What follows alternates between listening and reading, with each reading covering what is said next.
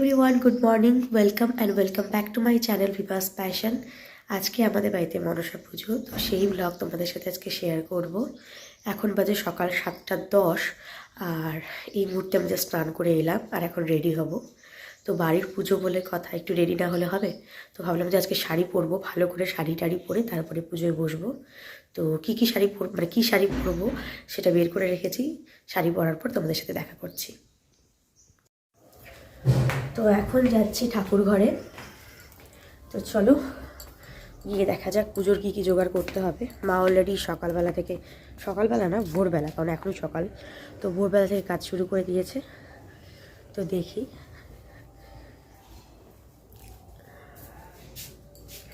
মা আর আমি দুজনে মিলে সিংহাসনে মা মনসার প্রতিমা এখন বসাবো। তবে এই সময় একটা ঘটনা ঘটে গেছে, সেটা বিস্তারিত তোমাদের সাথে শেয়ার করব। তো দেখো কি হয়েছে আর তার সমাধান কিভাবে করলাম। আগের বারের মতো এবারও সেম একই ঘটনা ঘটেছে। এই যে দেখো, আমি না খেয়াল করিনি, কালকে রাতেও আমি ছবি তুললাম, ঠাকুরটাকে দেখলাম, কিন্তু একদম খেয়াল করিনি যে এখানে আঙুলটা নেই। এটা হয়তো আসার সময় হয়েছে। তো এখন আমরা কুমোর ঠাকুরকে আবার ফোন করেছি। তো আমার হাজব্যান্ড যাবে কুমোরটলি থেকে আবার একটা, মানে চেষ্টা করা হবে আর কি, অর্ধেকটা বানিয়ে যদি আঠা দিয়ে লাগানো যায়। তো ওনাকে আমি হোয়াটসঅ্যাপে ছবিটা পাঠালাম। বারবার এই একই ঘটনা ঘটছে, কেন জানি না, বারবার এই একই ঘটনা ঘটছে। খুদ হচ্ছে, লক্ষ্মীন্দরেরই হচ্ছে, আর কোড়ে আঙুলটারই হচ্ছে। তো কুমোরটুলিতে আমরা ফোন করলাম আর ওনাকে ছবিও পাঠিয়েছি হোয়াটসঅ্যাপে যে এরকম আঙুলটা ক্ষত হয়ে গেছে আবার। তো উনি এখন বললেন যে একটা ছোট্ট করে ওই হাফ আঙুল বানিয়ে দেবেন। হোয়াটসঅ্যাপে ছবি পাঠানো হয়ে গেছে, তো ওটা নিয়ে এসে আমরা আঠা দিয়ে লাগিয়ে দেব। তো কি করছি কি না করছি সমস্তটা শেয়ার করব। ফটাফট ড্রেস চেঞ্জ করে নিয়েছি, এখন যাচ্ছি আমি কুমোরটুলিতে। ঠাকুরমশাই আঙুলটা রেখে দিই, ঠাকুরমশাই বলছি, সরি, কুমোর ঠাকুর আঙুলটা রেডি করে রেখেছে। এখন আমরা যাব, জাস্ট নিয়ে এসে ওই জায়গায় একটু আঠা দিয়ে লাগিয়ে দেওয়ার চেষ্টা করব। তো দেখা যাক কি হয়। তো শাড়ি টাড়ি চেঞ্জ করে নিলাম, কারণ বাইকে যাব, প্রচণ্ড ঠান্ডা লাগবে। আমার হাজব্যান্ড এখন রেডি হচ্ছে, ওর হয়ে গেলেই বেরোবো।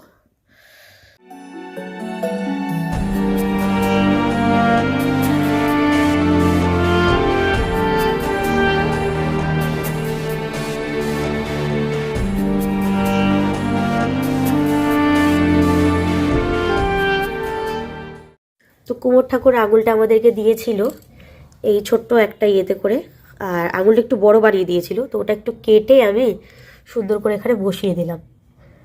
আর বানানোর সময় ভিডিও করতে পারিনি। তো দেখো এখন কিন্তু একদম ঠিকঠাক হয়ে গেছে। আর একটু প্যাকেটে করে উনি রঙও দিয়ে দিয়েছিলেন, তো এই রঙটাও লাগিয়ে দিলাম। পেছন দিকটাও দেখিয়ে দিচ্ছি, মনে হচ্ছে না যেটা এখনই লাগানো হলো, একদম ঠিকঠাক। লাল ওই আলতা বা সিঁদুর দিয়ে দিলেই হয়ে যাবে। হ্যাঁ হ্যাঁ, কত সুন্দর লাগছে। ফাইনালি সবকিছু কমপ্লিট হলো। মায়ের অশেষ কৃপা যে শেষ পর্যন্ত আমরা প্রতিমাটাকে ঠিক করতে পেরেছি। মায়ের আশীর্বাদেই হয়তো আজকে সমস্ত কিছু সমাধান হয়ে গেল। এবার কিন্তু পুজোর জোগাড় আমাদের একেবারে কমপ্লিট, শুধুমাত্র পুরোহিত মশাই আসার অপেক্ষা। পুরোহিত মশাই এলেই পুজোটা শুরু হবে। তো তোমরা আরেকবার ভালো করে দেখে নাও আমার মাকে, মায়ের মুখটা কি মিষ্টি হয়েছে। আর প্রতিমাটার প্রত্যেকটা জিনিসই ভীষণ নিখুঁত করে বানিয়েছিলেন কুমোর ঠাকুর। তবে কি বলুন তো, ওই আঙুলটা যে কী করে কি হয়ে গেল আমরা বুঝতে পারিনি। যাই হোক, এখন নিষ্ঠা ভরে মায়ের আরাধনা করার পালা। আশা করি মা অবশ্যই সন্তুষ্ট হবেন আর আমাদের প্রণাম গ্রহণ করবেন।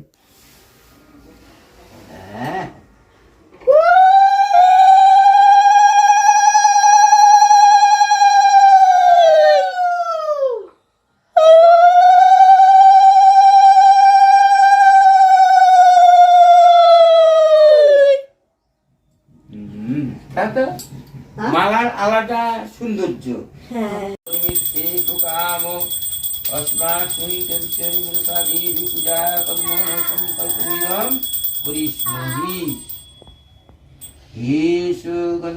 পুষ্প পত্র কর্মং বিঘ্ননাশায় সিদ্ধিদাতা শ্রীগান গণেশায় নমঃ। এষু গন্ধে পুষ্পে শ্রী গুরুবে নমঃ। एषु गन्धे पुष्पे भगवान् गोपाल गोविन्दाय वासुदेवाय श्री विष्णुवे नमः। ॐ नमः ब्रह्मा मनसा दिव्यै नमः।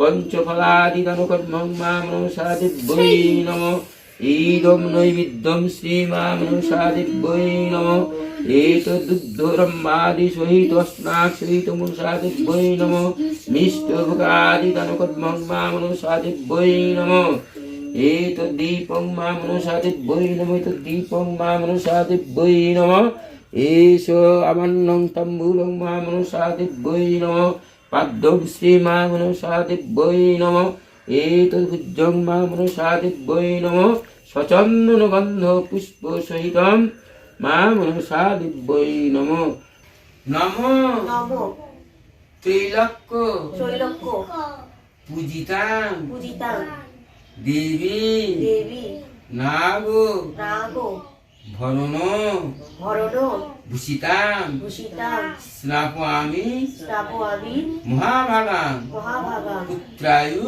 পুত্রায়ু ধন ধন বিদ্যাহে বিদ্যয়ে এষ এষ সচন্দন সচন্দন গন্ধ পুষ্প গন্ধপুষ্প বিল্লপত্র বিল্বপত্র পুষ্পাঞ্জলি পুষ্পাঞ্জলি অষ্টনাগ সহিত অষ্টনাম সহিত বৃষহরি বিশ্বহরি মনসা দেবী মনসা দেবী পদ্মাওই পদ্মাওই দিব্যই দেবী নমো ঠাকুরকে দাও আগে বাবু দিবে আগে তোমরা আগে দিবে না কিন্তু ঘটনা দাও হ্যাঁ এটা দাও দাও হ্যাঁ ভালোই বললো আবার।